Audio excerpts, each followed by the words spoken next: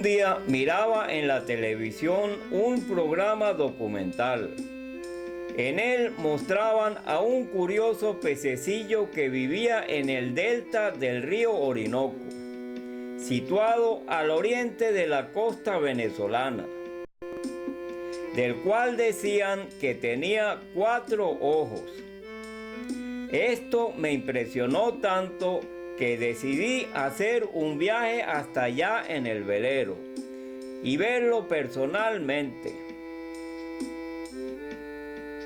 Al estudiar la carta geográfica, comprobé que las distancias eran largas y con muchos trayectos en los que no conseguiría combustible.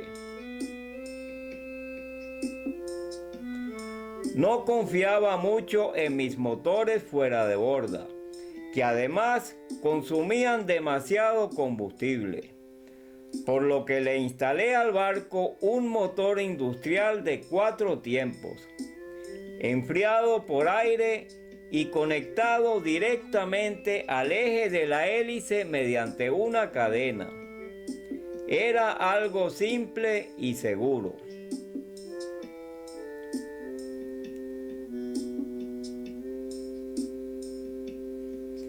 Comencé mi viaje a finales del año 1975. En el trayecto hacia Oriente hay muchos lugares interesantes, entre los que destacaré la isla de Cubagua, situada al sur de la isla Margarita. Esta histórica y soleada isla tiene un paisaje árido y de poca elevación sobre el nivel del mar. Aquí se fundó Nueva Cádiz el año 1528 y fue la primera ciudad española en toda la América. Era famosa por sus perlas y fue destruida por un maremoto el año 1541.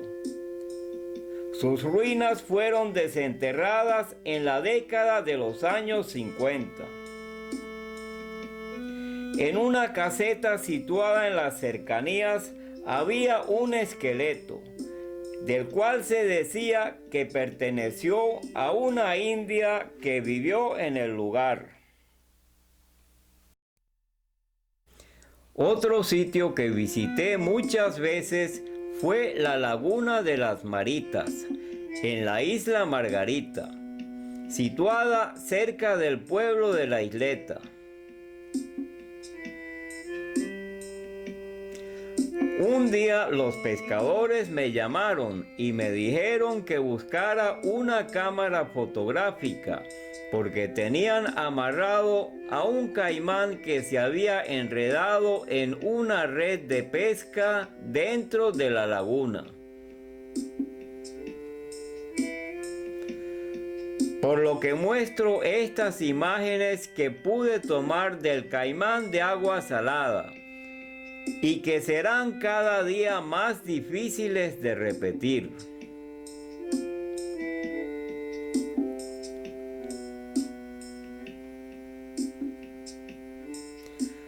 Otro lugar de interés que visité fue el Castillo de Araya, situado en la península de Araya, construido el año 1625 para proteger las salinas adyacentes de las incursiones de los holandeses.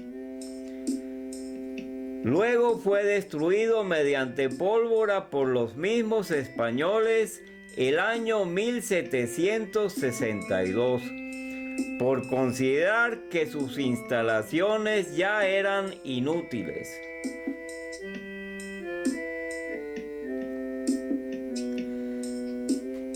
Me detuve también en un lugar de singular belleza, llamado El Morro de Puerto Santo, con su gente simpática y un buen sitio donde echar el ancla.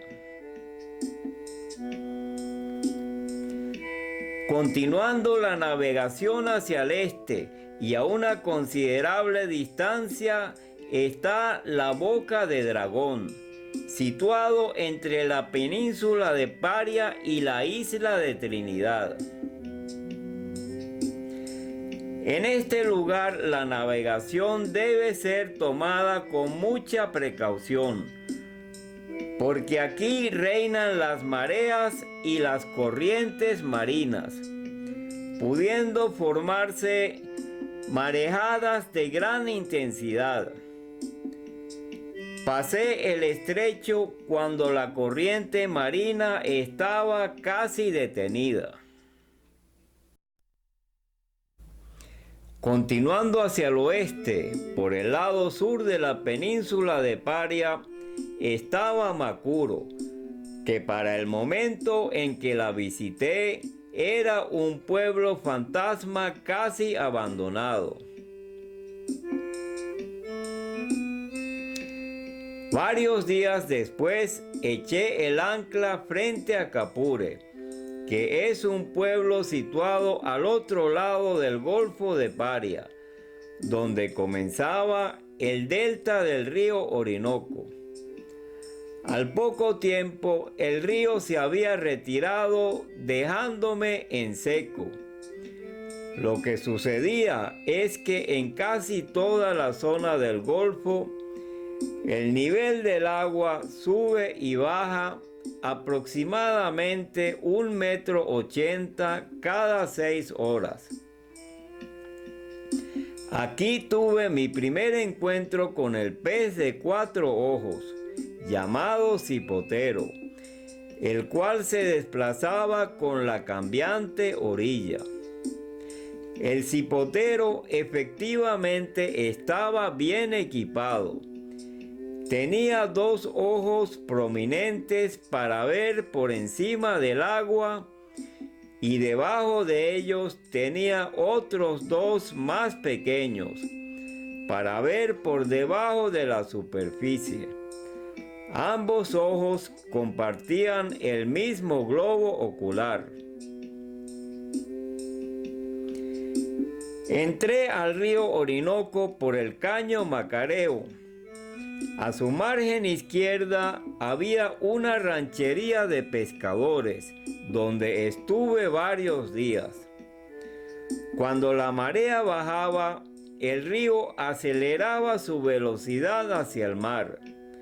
Pero cuando la marea subía, el río comenzaba a frenarse, llegando a invertir su curso totalmente, entrando el agua de mar río arriba por un buen trecho, por lo que allí también podían encontrarse tiburones nadando.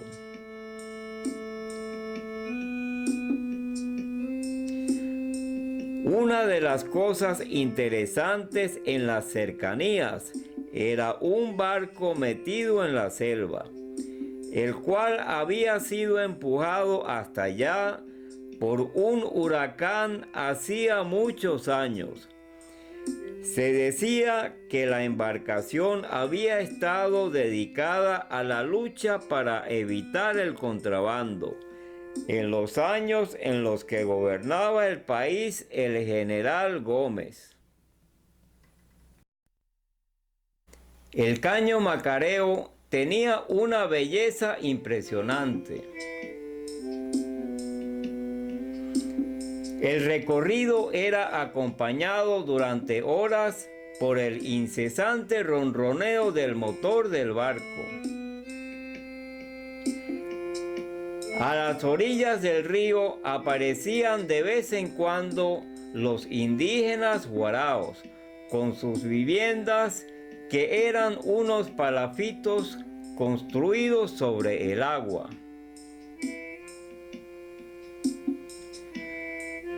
Más adelante comenzaban a verse algunas haciendas con vacas y caballos pastando en lugares de abundante verdor.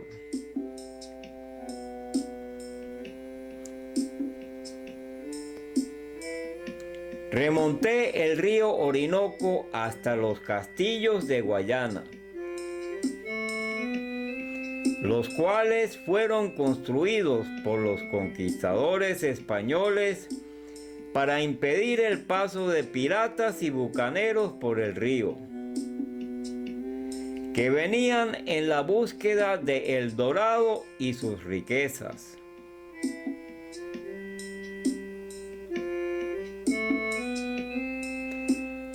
A mi regreso me metí en un bonito caño cerca de la isla de Guasina. Cuando quise salir del lugar no pude, porque el nivel de las aguas había bajado unos 40 centímetros, dejándome atrapado. Tuve que esperar hasta la medianoche, cuando el efecto de la marea alta, frenando el río a muchos kilómetros de distancia, hiciera subir nuevamente el nivel de las aguas para poder continuar mi viaje. En el caño Araguao y a lo lejos vi algo extraño que se movía. Tomé los binoculares y vi un curioso velero navegando a buena velocidad. Me acerqué y vi una canoa con 5 indios guaraos, de los cuales 4 llevaban una larga hoja de palma en la mano, y otro hacía de timonel con la ayuda de un remo. Les enseñé una cuerda para poder remolcarlos, cosa que aceptaron inmediatamente. Soltaron las hojas de palma y los remolqué hasta su poblado de palafitos, que estaba a muchos kilómetros de distancia. A la salida de la barra de Winiquina, al sur de la isla de Trinidad, una enorme ola rompiente dejó en mala situación al bote que llevaba de remolque.